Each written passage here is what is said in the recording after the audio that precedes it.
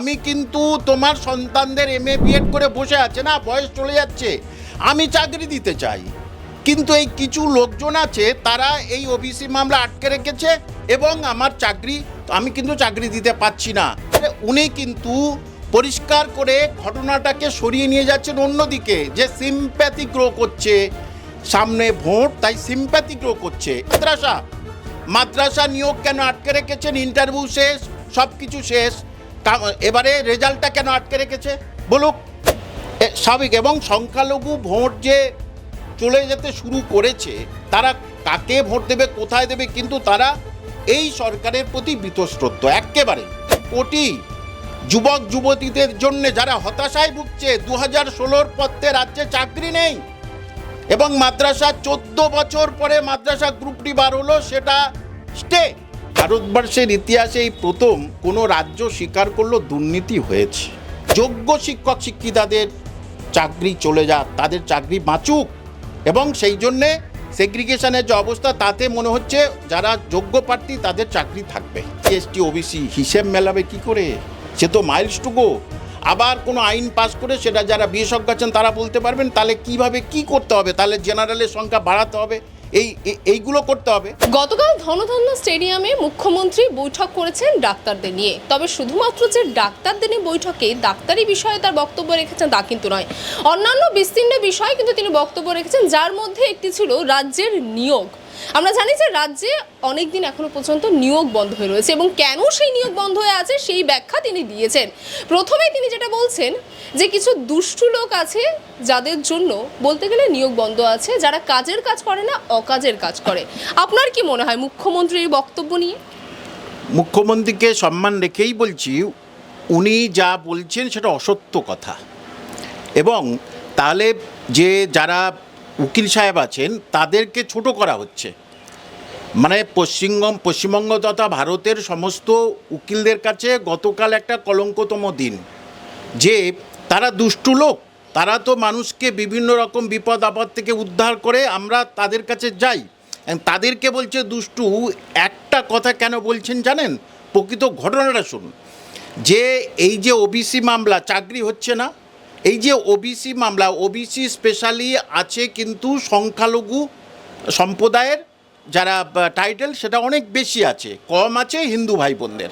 এবং সারা পশ্চিমবঙ্গের যারা আছেন, যারা এই ওবিসি মামলাটা কি জানে না, তারা চায় তাদের সন্তানদের চাকরি হচ্ছে না কেন, তারা কিন্তু ওবিসি মামলা নিয়ে কিছু কনসাস নয়। তাই তাদেরকে বোঝানো, দেখো আমি কিন্তু তোমার সন্তানদের চাকরি দিতে প্রস্তুত, 5 লাখ 10 লাখ হাতে শূন্যপদ আছে, কিন্তু এই কিছু আইনজীবী দুষ্টু তারা গিয়ে মামলা করে দিচ্ছে, ওবিসি মামলা আটকে আছে, সুতরাং আমি কিন্তু আর তোমাদের সন্তানদের চাকরি দিতে পারছি না। এর একটাই কারণ, সংখ্যালঘু ভোট। কারণ বেশিদের ভিতরে সংখ্যালঘু আছে, এবং যারা সংখ্যালঘু হয়তো অবশ্যই এই ভোটটা, সংখ্যালঘুরা তো ক্ষেপেই আছে এই ওবিসি মামলা নিয়ে, ওবিসিটা নিয়ে, ইচ্ছা করে তাদের ভালো করার পরিবর্তে তাদের জীবনে আরও অশনি সংকেত নিয়ে এসেছে। আগে তো সংখ্যালঘুরা সবাই প্রায় 95% ছিল জেনারেল, তখন তো তারা চাকরি পেত, কোনো অসুবিধা হতো না। তাহলে মণ্ডল কমিশনের বাইরে থেকে কোথা থেকে কী সব বার করে এই সংখ্যালঘুদের এবং কিছু হিন্দু ভাই বোন তাদেরকেও কিছু টাইটেল জুড়ে দিয়েছে। সমস্যা তো এটাই, কারণ পরিষ্কার করে সুপ্রিম কোর্ট বলে দিয়েছে জাত ভিত্তিক কোনো রিজার্ভেশন আমি করতে দেবো না। এখানে সংখ্যালঘু সম্প্রদায়ের ছেলেমেয়েরা প্রচুর, এবং ওই যেটাই বললাম, যারা চাকরি বাকরি সম্বন্ধে খুব বেশি কনসাস নয় তাদেরকে সম্মান রেখেই বলছে, হয়তো তারা লেখাপড়া কম, আবার বলছে তাদেরকে সম্মান রেখে, তাদেরকে ভোটের আগে এইটা জানানো, আমি কিন্তু তোমার সন্তানদের এমএ বিএড করে বসে আছে না, বয়স চলে যাচ্ছে, আমি চাকরি দিতে চাই, কিন্তু এই কিছু লোকজন আছে তারা এই ওবিসি মামলা আটকে রেখেছে এবং আমার চাকরি, আমি কিন্তু চাকরি দিতে পারছি না। আরেকটা কথা, যে এই যে ওবিসি মামলা রায়ে পরিষ্কার করে বলে দিয়েছে, যেগুলো প্রসেস চলছে, পরীক্ষা হয়ে গেছে বা ফর্ম ফিল আপ হয়ে গেছে, সেগুলোর রেজাল্ট বার করতে এবং সেগুলো নিয়োগ করতে কোনো অসুবিধা নেই। প্রাইমারি দুটো বাদ রেখেছেন কেন? এই প্রশ্নের জবাব মাননীয় মুখ্যমন্ত্রী দিতে পারবেন কি? এরা সমস্ত মানুষের কাছে আমি এটা জানিয়ে দিচ্ছি। যে উনি যেটা বলছেন অসত্য কথা বলছেন, ওনাকে সম্মান রেখেই বলছি। সামনে সংখ্যালঘু ভোট আর অন্য ভোটের জন্য এই কথাটা উনি বলছেন। তাহলে দুটো প্রাইমারি নিয়োগ কেন বন্ধ করে রেখেছেন এটা বলুক তাহলে।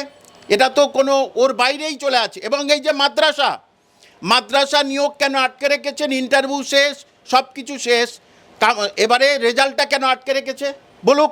কারণ এটা কোর্টে কেস হয়েছে, ওর ভিতরে দুর্নীতি ধরা পড়েছে, কাট অফ মার্কস রাখেনি। শুনেছেন কোথায়? পশ্চিমবঙ্গ। এদিকে কলেজ সার্ভিস কমিশনের যে রেজাল্ট বার হলো সেখানে কাট অফ মার্কস। একই সরকারের দুটো কমিশনে দুরকম নীতি। বাহ, এখানে কোনো কাট অফ মার্কস নেই। ব্যাস, আমি পরীক্ষা দিয়েছি, আমি ফেল করেছি, কিন্তু আমি কত পাবো জানবো না? এইটা মানুষকে জানানো উচিত আপনাদের চ্যানেলের মাধ্যমে। আর উনি কিন্তু পরিষ্কার করে ঘটনাটাকে সরিয়ে নিয়ে যাচ্ছেন অন্যদিকে, যে সিম্প্যাথি গ্রো করছে, সামনে ভোট, তাই সিম্প্যাথি গ্রো করছে। দেখবেন, বলুন তো। মানে আপনি বলতে চাইছেন যে ডাক্তারি সম্মেলনে যে এই কথাটা বলার একমাত্রই কারণ যে সামনে 26-এর ভোট রয়েছে, তার জন্য তিনি আরেকবার মনে করিয়ে দিচ্ছেন। নিশ্চয়ই। কারণ ডাক্তারদের যে সম্মেলন, সেখানে এই কথার ইস্যুটা আসবে কেন?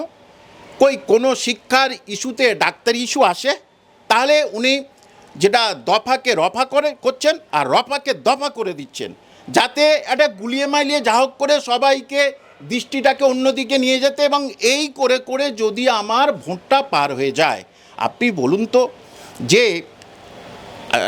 ওবিসি মামলায়, এই মেন মামলা চলাকালীন আপনারা জানেন সাংবাদিক যে আরেকজন মামলা করেছিলেন, তাহলে সেখানে সরকারি আইনজীবী অনুপস্থিত ছিলেন কেন? যদি ওনার খুব ইচ্ছা থাকতো, খুব সদিচ্ছা থাকতো, তাহলে কিন্তু সেই সরকারি আইনজীবী ওখানে থাকতেন। আরেকটা কথা, 1 মাস পিছিয়ে গেল কেন?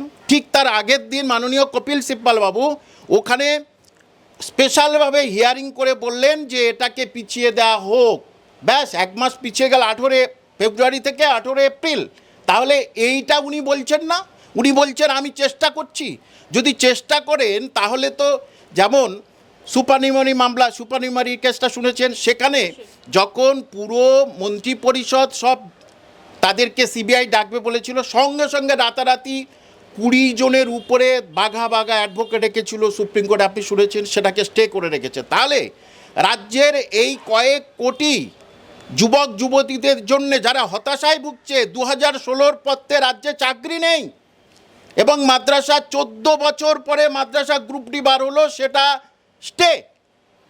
তাহলে আপনি তো ফের এই যে সুপারনিউমারি মামলার মতো, আপনি তো এখানে গিয়ে অনেকগুলো উকিল লাগিয়ে মামলাটা রায় বার করে নিয়ে আসতে পারতেন, খারাপ হোক ভালো হোক। সেটার কথা তো উনি একবার বলেননি।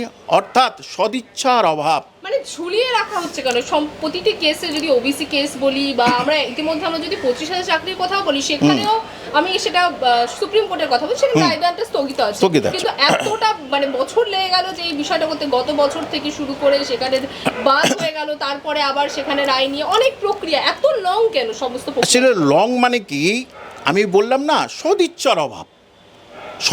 আমি যদি মনে করি যে রাজ্যের বেকার ছেলেমেয়েরা তারা MA MSc বিএড করে বয়স শেষ, তাদের জন্য কিছু করছে না। আর আপনি বলুন তো, যে এই যে SLST যেটা স্কুল সার্ভিস কমিশনে, এর নতুন নিয়োগের উপরে কোনো স্টে নেই, তাহলে কেন নতুন নিয়োগ দিচ্ছেন না উনি? এবং আরেকটা বলছি, মাদ্রাসাতে SC ST OBC বলে কিছু হয় না, সব টিচাররা অল আর জেনারেল, সবাই জেনারেল হয়ে যাবে।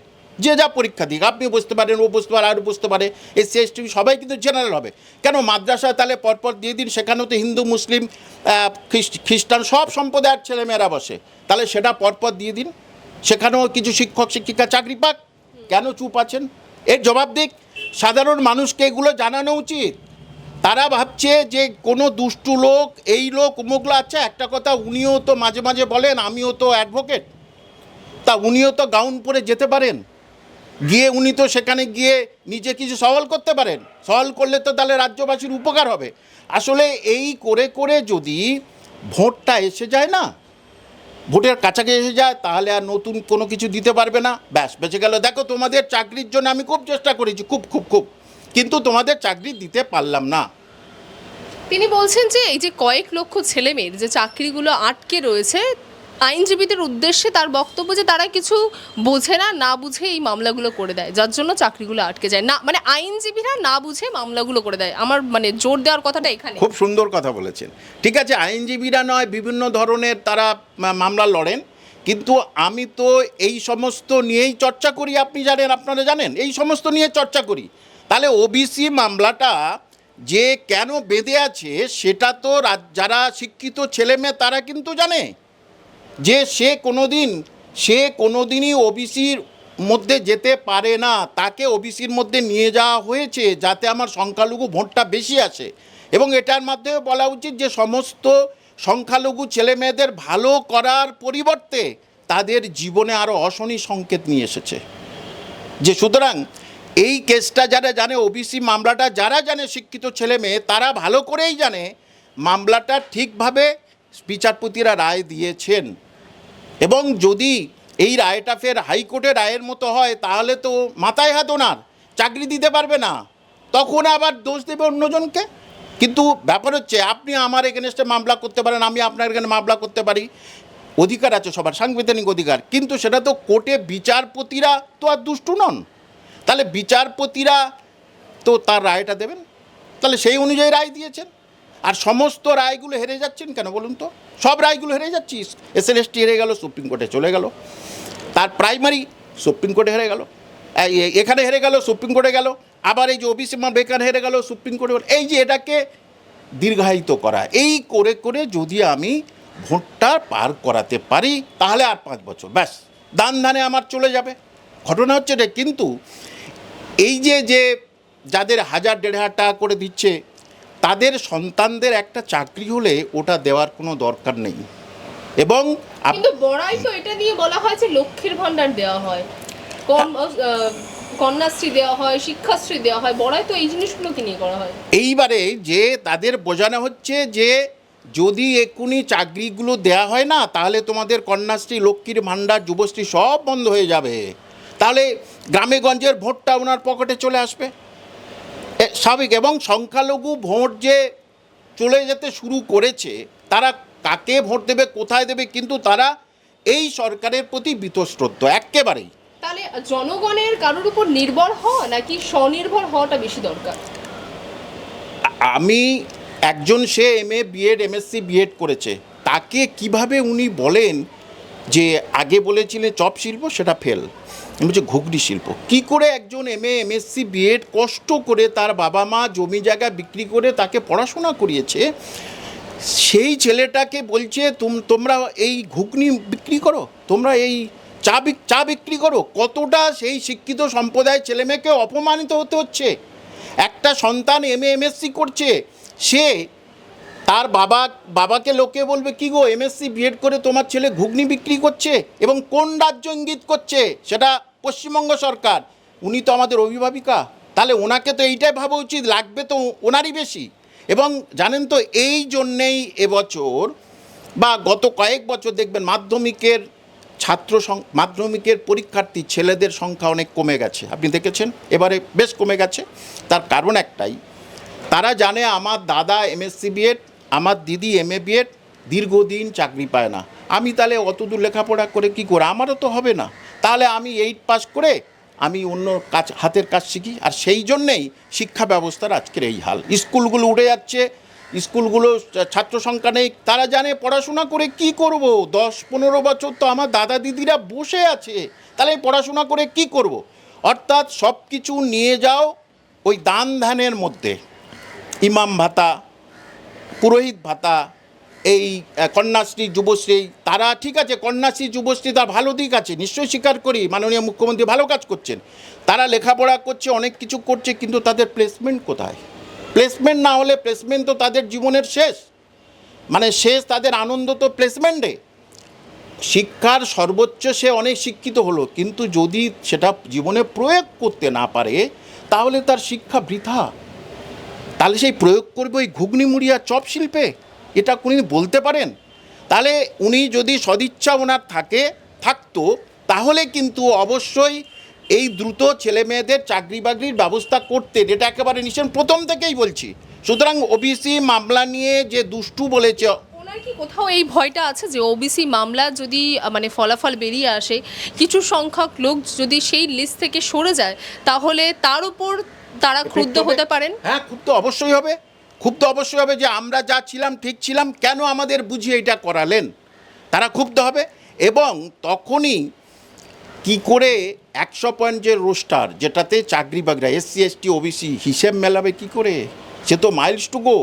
আবার কোনো আইন পাস করে সেটা যারা বিশেষজ্ঞ আছেন তারা বলতে পারবেন তাহলে কিভাবে কি করতে হবে, তাহলে জেনারেলের সংখ্যা বাড়াতে হবে, এইগুলো করতে হবে, তাহলে সেটা মাইলস টু গো। তখন তো এরাও খেপে যাবে, চাকরি বাকরি যা হওয়ার কথা সেগুলো আর কিছু হবে না। উনি দেখতে পাচ্ছেন ওনার অবস্থা আরও খারাপ হয়ে যাবে, ভোটের আরও এফেক্ট হবে।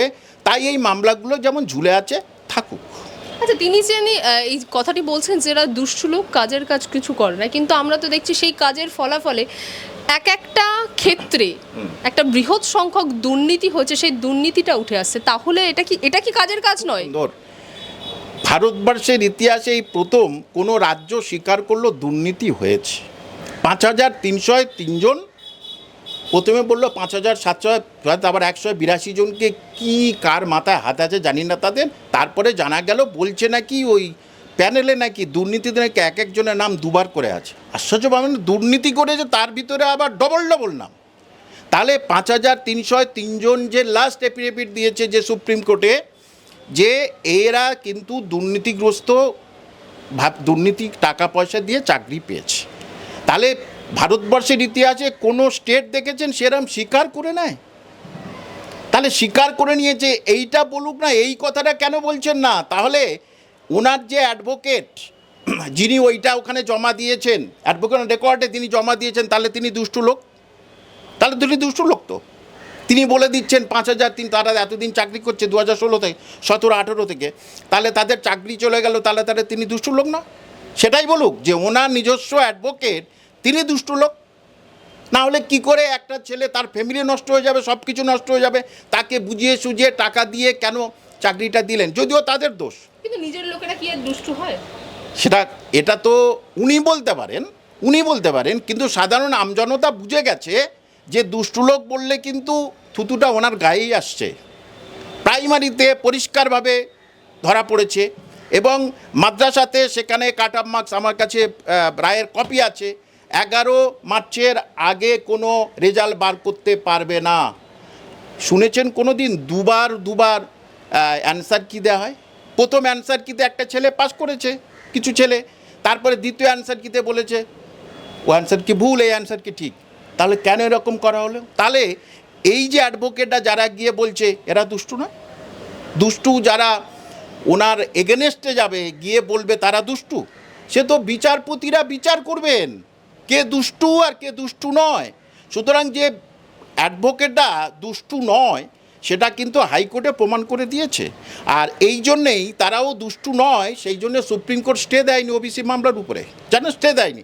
তাহলে দুষ্টু লোক হলে তো স্টে দিত, এই তুমি দুষ্টু লোক ভাবো তোমার স্টে। তাহলে বলতে হয় ওনার যারা গেছেন তারা দুষ্টু লোক, সেটাই বলুক উনি। আচ্ছা, একটা শেষ প্রশ্ন করব, একদম আমি 25,000 চাকরি নিয়েই জিজ্ঞাসা করবো এটা, যে ইতিমধ্যে আমরা জানি যে সমস্ত পক্ষের কথা বক্তব্য শোনা হয়েছে সুপ্রিম কোর্টে, রায়দান এখনো পর্যন্ত স্থগিত আছে। আপনার কি মনে হচ্ছে যে ঠিক কোন দিকে পড়বে? কারণ চাকরি প্রার্থীদের সঙ্গে যা আমরা কথা বলেছি, তাদের একটা আশা আছে বা তাদের কাছে একটা আশার আলো যে না, সুপ্রিম কোর্টে এটা বলা হয়েছে, এটা বিবেচনা করা হচ্ছে যে সেগ্রিগেশন সম্ভব আছে। আপনার কি মনে হয় এটা? দেখুন, সেগ্রিগেশন সম্ভব, ওটা যদি হাইকোর্টে করে দিত এতদূর তো যেত না।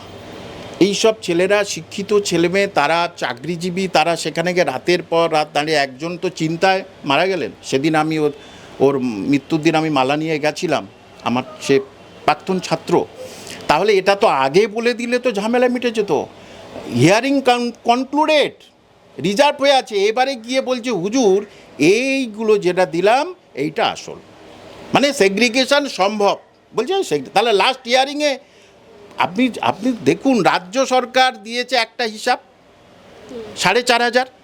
আচ্ছা, এবারে আপনার বোর্ড মধ্যশিক্ষা পর্ষদ দিয়েছে 5,000-এর কাছাকাছি, আর এই স্কুল সার্ভিস দিয়েছে 5,500 কাছাকাছি, আবার তার থেকে 182 জনের মাথায় কার হাত আছে জানি না, 182 জন বাদ দিয়ে লাস্ট দিয়েছে 5,303 জন। তাহলে একটা সরকারের 3 জনের সঙ্গে 3 জনের মিল নেই, তো বিচারপতি কি করতেন সেদিন? তাহলে তো সেগ্রিগেশন সম্ভব নয়। লাস্টে উনি আবার রাজ্য এসএসসি আবার বললো 5,303 জন, কিন্তু যারা সত্যি সত্যি চাকরি পেয়েছে সেই সংখ্যাটা কজন? বিচারপতির কাছে এটা বড় প্রশ্ন, সেই সংখ্যাটা কজন? যে আমি বলেছিলাম কি জানেন তো সবাইকে, এটা কিন্তু আজও পর্যন্ত কেউ তোলেনি। আমি যেহেতু এই সম্বন্ধে অনেক দিন ধরে ঘাটাঘাটি করছি, জানি একটা সহজ উপায় জানেন তো।